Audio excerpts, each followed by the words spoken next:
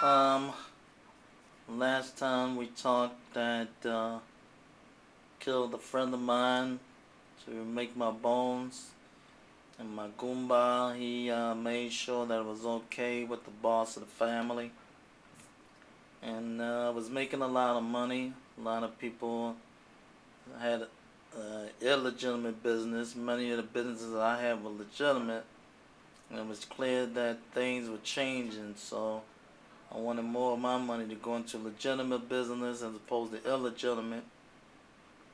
But nevertheless, if you're in the mafia or involved with the mob, as I was, you still understood that violence was a part of it. And even though I had just killed my first person, that was not my only association with the violence.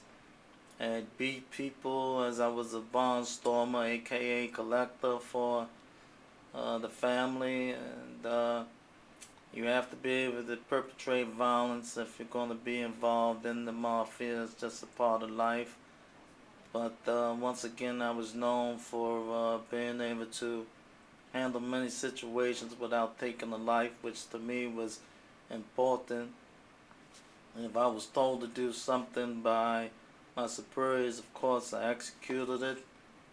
But I tried to make sure that if I was going to take a man's life, that it was a matter that couldn't be resolved anywhere else, and that was something that I was known for doing.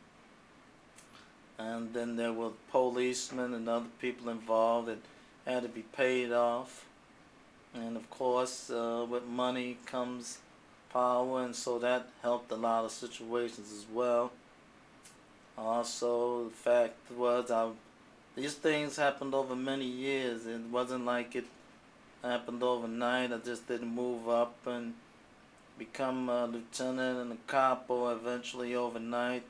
I had to earn the rights, and many people who did try to move up fast, they either ended up murdered or ended up crossing somebody they shouldn't have. And I was patient because, like I said before, the most important thing to me was taking care of my brothers who at this time were still working their way through the family and doing whatever they needed to do, but I was tending to them, making sure they were okay.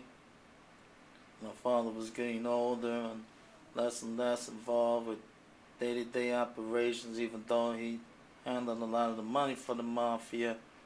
He was passing even that duty on to some of the younger guys, and inevitably, when I didn't see him myself, the boss, Mr. Manzano, saw it in me. And even though he had most of his life been involved in the mafia, as he was getting older, I think he was starting to search for some sort of redemption. And I think he wanted, even though he was dedicated and realized that this thing that he was involved in wasn't necessarily a good thing, he didn't want to leave it as bad as it was when he came in. And I think he wanted somebody who would continue to carry on the legacy and be true to the mafia and the rules and the regulations. But at the same time, I think he wanted to have less violence and less murders, and maybe go back to a time when people followed the rules and regulations and cared about what they were doing, because at the end of the day it was always for money, because we considered ourselves businessmen. It was just a different approach to it than most, and everybody that was associated with it knew it. But some people did have a bloodlust, and they enjoyed the violence and the murders and different things like that, and eventually many of them themselves got murdered.